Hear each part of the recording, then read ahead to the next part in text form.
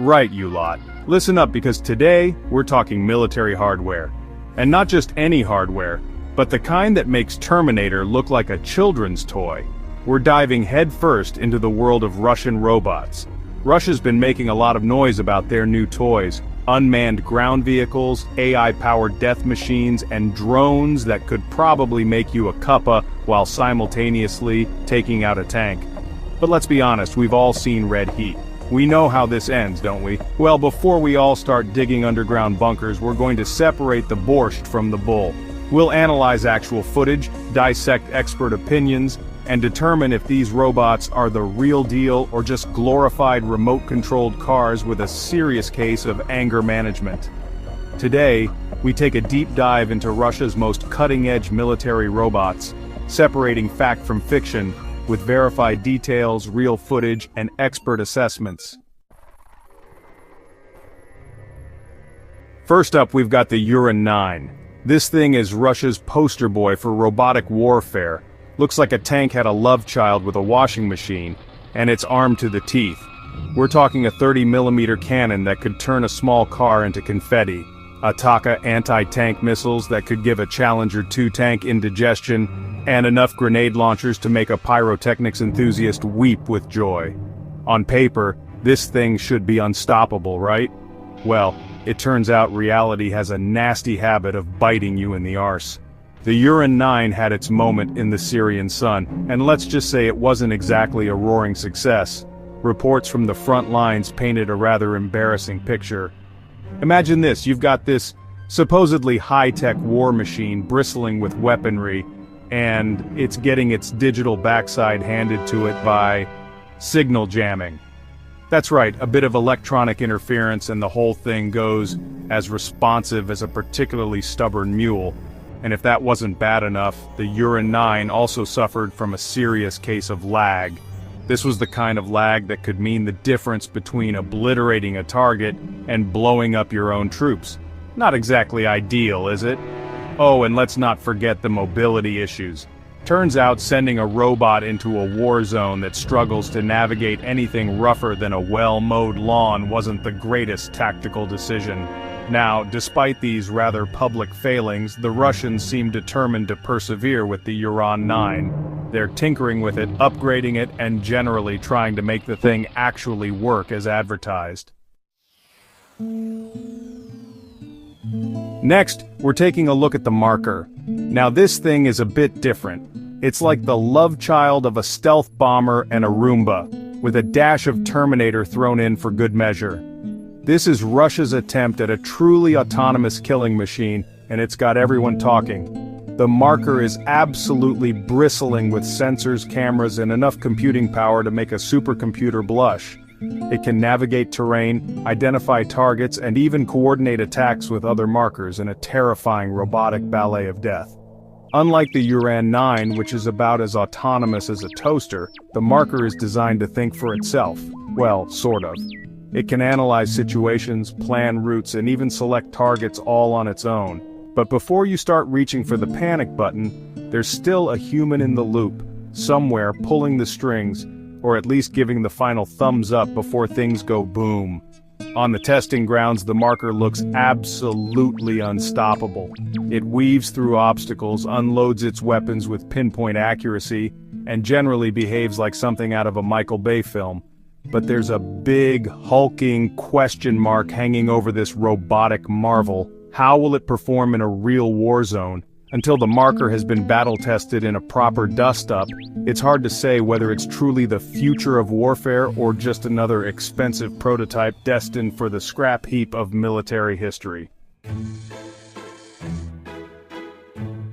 Alright, let's move on to something a little less apocalyptic, shall we? This is the Nerekta, and unlike its bigger, meaner cousins, this one is designed to be more of a support act. Think of it as the robotic equivalent of a Swiss Army knife. Small, versatile, and hopefully slightly less prone to catastrophic failure. The Nerekta might not have the firepower of the Uran 9 or the AI smarts of the Marker, but it makes up for it in sheer versatility. This little fella can be kitted out for all sorts of tasks, from scouting ahead with its thermal cameras and radar, to providing fire support with its 7.62mm machine gun and AGS-30 grenade launcher.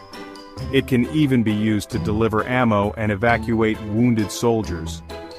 One of the Nerecta's party tricks is its ability to avoid obstacles without direct human input. It's not exactly self-aware, but it's a step up from those remote-controlled cars you played with as a kid. Give it a path and it'll do its best to follow it, even if it means dodging a few potholes or stray artillery shells along the way. The Russians have been making big noises about mass-producing the Nerecta and deploying it in droves. Imagine a whole swarm of these things zipping across the battlefield, supporting troops, and generally making themselves useful. Despite all the fanfare and promises, the Nerecta seems to be suffering from a severe case of development hell. Now let's meet the Soratnik, which rather charmingly translates to comrade in arms. This tracked UGV is designed to be the infantry's best friend, sticking by their side and providing all sorts of helpful support. The Soratnik comes in a variety of flavors depending on what tickles your fancy. Need some extra firepower? No problem. Slap on a 12.7mm cord machine gun and watch the enemy duck for cover. Want to take out a tank? Easy peasy. Just bolt on a Cornet anti-tank missile system and say goodbye to that pesky armored nuisance. The Soratnik can also be fitted with electronic warfare modules, which is basically a fancy way of saying it can jam enemy signals. So, not only can this thing shoot back, but it can also give the enemy a taste of their own medicine by messing with their comms and drones. And if you're planning a jolly to the Arctic Circle, fear not, because the Soratnik has been specifically designed to handle those frosty conditions. However, there's a recurring theme with these Russian robots, and the Soratnik is no exception. Remember that whole vulnerability to jamming thing we talked about? Well, the Soratnik is just as susceptible as the rest of them. Despite being paraded around since 2015, the Soratnik hasn't seen any confirmed combat action. Maybe the Russians are keeping it under wraps for a rainy day, or maybe they're still trying to figure out how to stop it from going rogue the moment someone turns on a microwave oven. Right, let's move on from those lumbering land-based robots and take to the skies with the Vicar. This is Russia's answer to the ever-growing threat of drones, and it's armed to the teeth and ready to ruin someone's day. The Vicar is basically a mobile anti-aircraft platform, designed to autonomously detect and engage anything that dares to intrude on its airspace. Drones, helicopters, low-flying jets, this thing is out for blood and it doesn't discriminate. It's equipped with a sophisticated system of radar and optical tracking, which allows it to spot targets from miles away. And once it has you in its sights, you better believe it's going to take a shot. The Vicar packs a serious punch with its two 23mm autocannons. These things can spit out high-explosive incendiary rounds at a rate that would make a Gatling gun blush. And if that's not enough to ruin your day, there are also missile-equipped variants for those who like their explosions with a side of extra boom. The Vicar's AI-assisted target prioritization system can analyze multiple threats and decide which one is the most important to turn into scrap metal first. If the Vicar lives up to its billing, it could be a game-changer for the Russians, especially in a conflict like Ukraine, where drones have been wreaking havoc on their forces. Imagine a sky filled with these things, swatting drones out of the air like flies. But as with all things Russian military, there's a healthy dose of skepticism required. And finally we come to the big daddy of them all, the robot that's supposed to herald a new era of unmanned warfare, the Sturm. This thing is Russia's attempt at a fully robotic tank, and if its bark is anything to go by, it's going to be an absolute beast. The Sturm is essentially a T-90 tank that's gone through a Frankensteinian transformation, ditching its fleshy human crew for a cold, calculating computer brain, and like any self-respecting tank, it's absolutely dripping with weaponry. We're talking a 125mm smoothbore gun, the same kind found on the T-90, capable of launching armor-piercing rounds that could punch through a bank vault. The Sturm is designed to operate in either remote or autonomous modes. In theory, this means it can be controlled by a human operator from a safe distance, or let loose to roam the battlefield, Terminator style, wreaking havoc on anything that moves. However, there's a slight problem with this whole autonomous tank idea, and it all boils down to one thing: artificial intelligence. True autonomy requires some seriously advanced AI, the kind that can analyze complex situations, make split-second decisions, and distinguish between enemy combatants and a stray cat crossing the road. So, while the Sturm might look menacing and fire a mean shell, the reality is it's still very much a work in progress. So, there you have it, a whirlwind tour of Russia's robotic arsenal. From the underwhelming Uran 9 to the potentially game-changing Viker and the still-in-development Sturm, it's clear that Russia is taking this whole military robot thing seriously.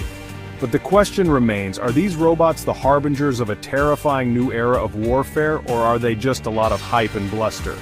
Well, for now, the answer seems to be a bit of both.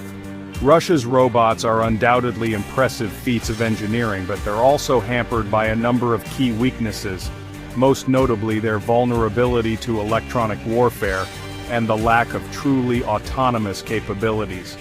Until they can overcome these hurdles, they're likely to remain more curiosity than credible threat. So, how advanced are Russia's military robots? Key takeaways: heavily armed but not fully autonomous. Most are remote controlled. Electronic warfare vulnerability jamming remains a major weakness. What do you think? Will Russia's robots ever match the US or China's military AI? Let's discuss in the comments.